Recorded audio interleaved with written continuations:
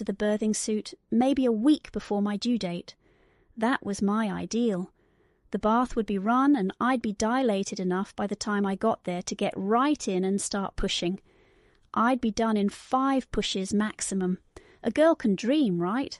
Look, it's really not that crazy. I know it's happened for some women out there. Comment below if you're one of those magical ones. Certainly a C-section was far from my mind. It didn't come to close that at all. I was so disappointed in the moment I realised I wasn't going to be having a water birth. I can't even express it.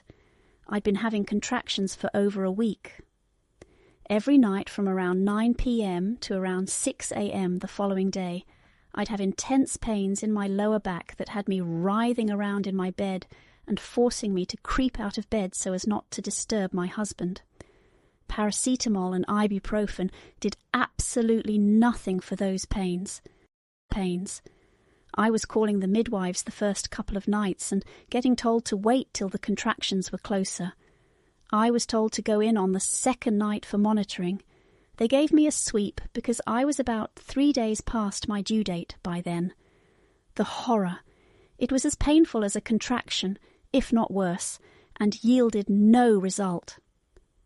My waters didn't break, and I was still not dilated enough.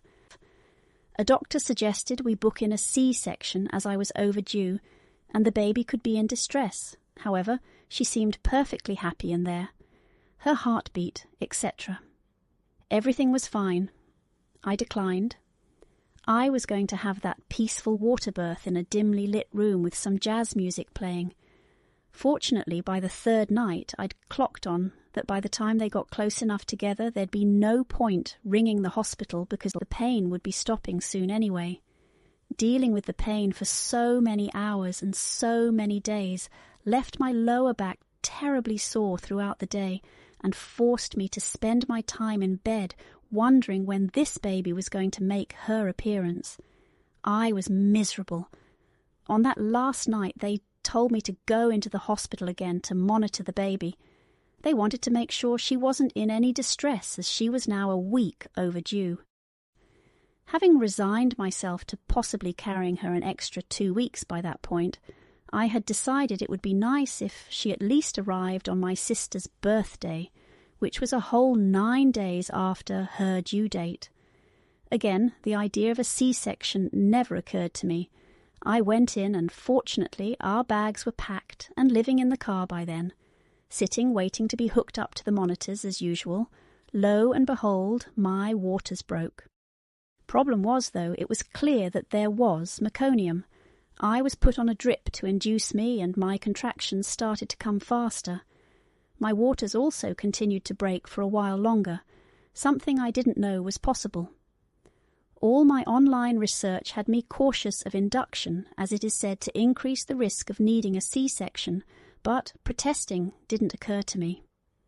I was worried the baby was in some kind of distress. I stuck to using my TENS machine for pain relief for about 7 hours of labour.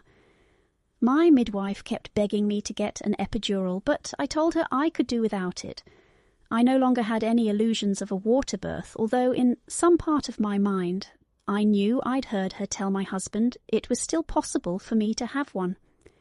Everything I'd read online said once you got induced, you couldn't have a water birth. I only wanted to avoid any more medication than I was already being given. So there I was, clicking away on my TENS constantly for hours. At some point the following morning, that TENS machine became useless to me and the offer of an epidural was sounding like music to my ears. I had 2 new midwives who encouraged me to get it when the anaesthesiologist came round. I agreed. After an hour, the anaesthesiologist hadn't gotten to me yet. I was exhausted and pretty much ready to beg for her to get to me. What a difference an hour makes. They got a doctor to come and check me while I was waiting as they were worried I wasn't dilating fast enough.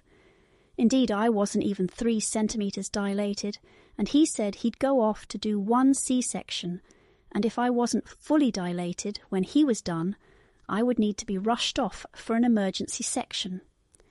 When he came back, over an hour later, of course, I was still contracting. later, of course, I was still contracting away. The midwives had already checked and seen I wasn't any further dilated, but they were delighted to feel a full head of hair and even called in a third midwife to come and feel all that hair. They seemed to have forgotten that all that feeling around was painful for me. The doctor checked, and I was speedily sent off to the operating room, where another doctor asked jokingly what I was there for. Although I was awake, I don't remember anything much except an uncontrollable chill all through my body. I couldn't stop shivering, and a bit of tugging in the region of my abdomen. I don't remember hearing my baby cry when she came out, but she apparently did. It seemed to be over in 15 minutes, but in reality it was about an hour. All I remember is my husband putting her next to my face so I could see her.